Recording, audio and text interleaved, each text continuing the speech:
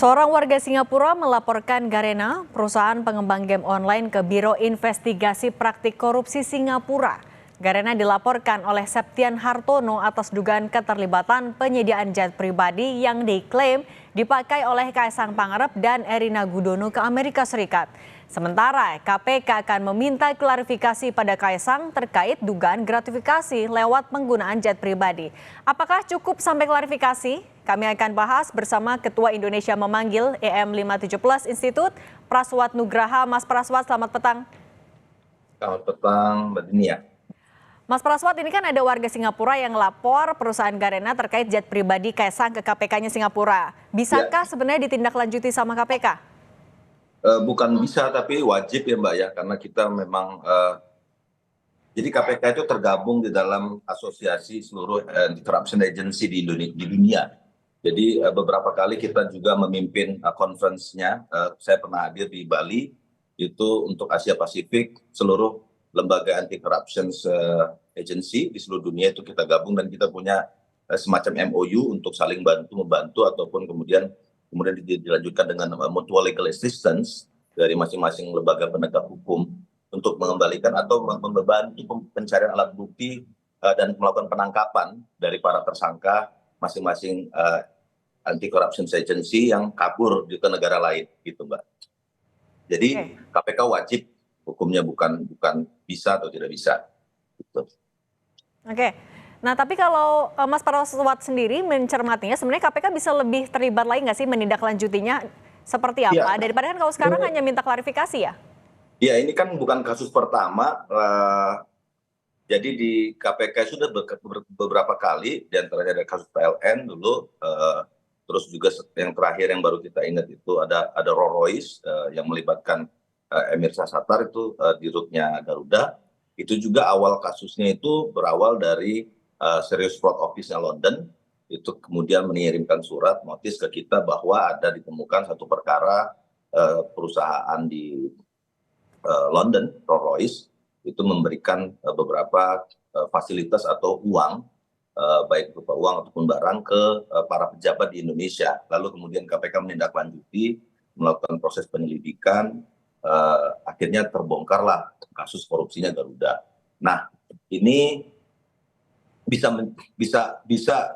sangat bisa juga menjadi satu kasus baru lagi jika kemudian tadi ada rekan dari warga Singapura ya, Mbak ya, kalau nggak salah itu melaporkan ke CPIB Garena, salah satu perusahaan miliknya Ganye, itu yang juga memiliki Shopee yang ada di kemarin sudah dilaporkan oleh teman-teman dari Maki, Bang Boyamin, itu ada satu MOU, artinya ada satu kerjasama dari pihak Shopee ke Wali Kota Solo, yaitu kakak kandungnya Kaisang. Nah, jadi ada hal yang menarik.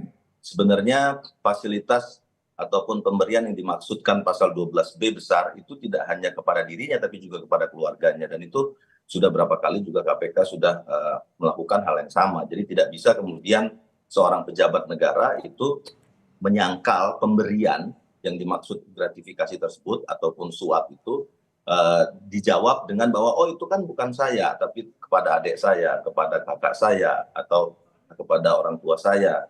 Karena memang naturnya gratifikasi itu tidak pernah langsung kepada si penerima pemberiannya.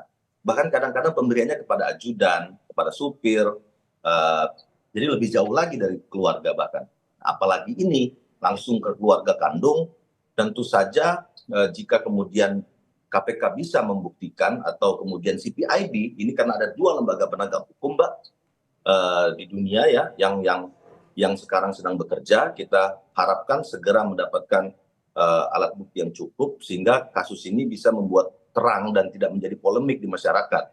Karena kalau ini kemudian terus-terusan seperti ini, dan apalagi kalau pemberian fasilitas baik uang maupun barang ini kemudian dianggap hal yang wajar asal kepada keluarga, maka mau jadi apa Indonesia ini? Bayangin aja Mbak, kalau misalnya presiden ataupun menteri asal nggak ngasih ke menterinya atau nggak ngasih ke sosok presidennya, tapi ngasih ke anaknya, ngasih ke istrinya, ngasih ke kakaknya, keluarganya, itu tidak apa-apa. Hmm. Oke, Ini Mas Praswa, tapi dengan sudah adanya ya laporan semua di nih seluruh Indonesia gitu loh. Apalagi dengan alasan misalnya sudah ganti kakak. Ini Oke. suatu yang lebih nggak masuk di akal dan nggak logis. Hmm. Mas Praswa, Karena tapi dengan sudah adanya laporan di Singapura, kemudian juga Maki sudah melaporkan ke ya KPK, seberapa aktif KPK saat ini bisa terlibat dalam mengungkap adanya dugaan gratifikasi jet pribadi ini, Mas?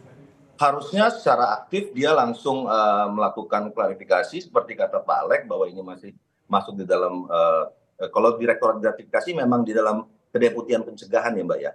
Jadi belum masuk ke penindakan betul, tapi nanti gratifikasi akan kemudian mengklarifikasi jika tidak dilaporkan selama 1 bulan maka itu akan otomatis menjadi suap.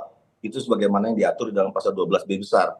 Jadi harus kemudian misalnya dilaporkan oleh saudara Kaisang atau saudara Gibran bahwa benar ada pemberian kepada adik saya atau kepada keluarga saya. Nah itu maka bisa diklarifikasi dan dianggap sebagai gratifikasi. Tapi kalau tidak diklarifikasi dan tidak tidak dideklarasikan selama 30 hari, maka itu akan otomatis menjadi suap.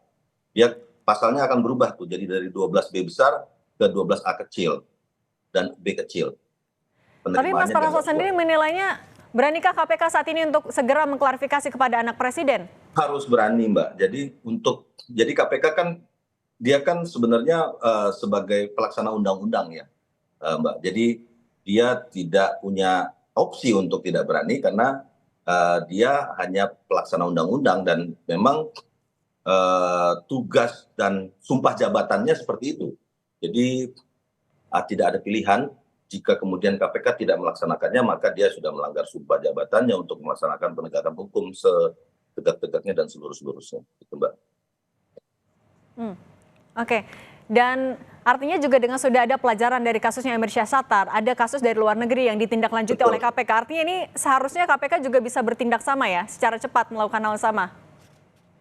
Harusnya seperti itu Mbak, karena ini sudah bukan perkara yang pertama, tapi sudah jadi presiden yang berkali-kali dan kita juga sesama lembaga penegak hukum juga sudah sering bekerja sama teman-teman di SPRA misalnya Malaysia dengan Tan Sri Abu Qasim, terus dengan CPIB, ada beberapa kali kita juga nangkep orang di Malaysia, di Singapura dan lain-lain. Jadi memang sudah jadi satu konsensus bersama jika ada lembaga penegak hukum anti korupsi yang melaksanakan investigasi, maka kita juga akan ikut melaksanakan investigasi bersamaan. Oke, keberanian KPK ini ditunggu sama-sama. Terima kasih Mas Ya, Praswat Nugraha sudah berbagi di Kompas Petang. Sehat selalu terima Mas. kasih.